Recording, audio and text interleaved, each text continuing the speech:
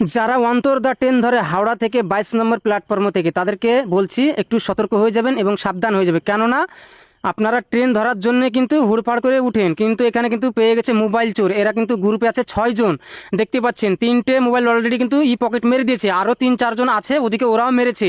তো আপনারা তাড়াহুড়া করে উঠতে যাবেন না কেননা আপনাদের মোবাইলটা ফলো রাখবেন, মোবাইলটা ঠিক সেফটিতে রাখবেন। কেননা হয়তো আপনারা উঠার পর জানতে পারবেন যে আমার মোবাইলটা কই, মোবাইল তো নেই, চোরে তো পকেট মেরে দিয়েছে, তাহলে আপনি কী করে পাবেন? ট্রেন ছেড়ে দিলে তো আপনি আর মোবাইল পাচ্ছেন না।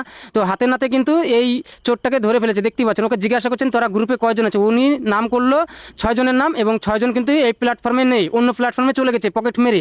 কিন্তু এই বেচারিকে ধরে ফেলেছে পুলিশ, দেখতে পাচ্ছেন। তিনটে মোবাইল, সব ভিভো, ওপো আর স্যামসাংয়ের 3টে মোবাইল কিন্তু এর কাছ থেকে উদ্ধার হচ্ছে, দেখতে পাচ্ছেন। অথচ কিন্তু ওর নিজস্ব মোবাইলই নেই। এক চোরের গলায় অথচ হেডফোন আছে কিন্তু মোবাইল নেই, তাহলে ভাবতে পারেন এবার ওই পুলিশটা জিজ্ঞাসা তোর মোবাইল যদি হয় তাহলে তুই পাসওয়ার্ডগুলো খোল দিনি। তো পাসওয়ার্ড খোলার চেষ্টা করছে কিন্তু পাসওয়ার্ড খুলতে পারছে না। তো সবাই কিন্তু দেখছে, দেখতে পাচ্ছেন।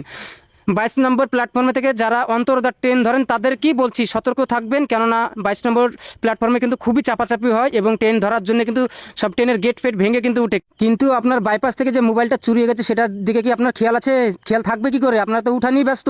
কিন্তু মোবাইল একটা সম্পদ বলেই মানা যায়, কেননা মোবাইল ছাড়া তো ভালো লাগে না। তো আপনাদেরকে বলছি একটু ট্রেনে উঠুন, ঠিক আছে, কিন্তু মোবাইলটা সেফটি রেখে উঠবেন। কেননা মোবাইল চোর এখন আপনার সঙ্গে মিশছে, কিন্তু এমনভাবে আপনার সাথে মিশে থাকবে, হয়তো আপনি ওঠার সময় দেখবেন যে আপনার মোবাইলটাই নেই। আপনাদেরকে এটাই বারবার বলবো যে যারা হাওড়া থেকে 22 নম্বর প্ল্যাটফর্মে থেকে অন্তর্দা ট্রেন ধরেন তারা একটু সতর্ক থাকবেন এবং ভিডিওটা প্রচুর পরিমাণে ভাই বোনদের কাছে শেয়ার করে দেবেন যেন ওরা সতর্ক হয়ে থাকে।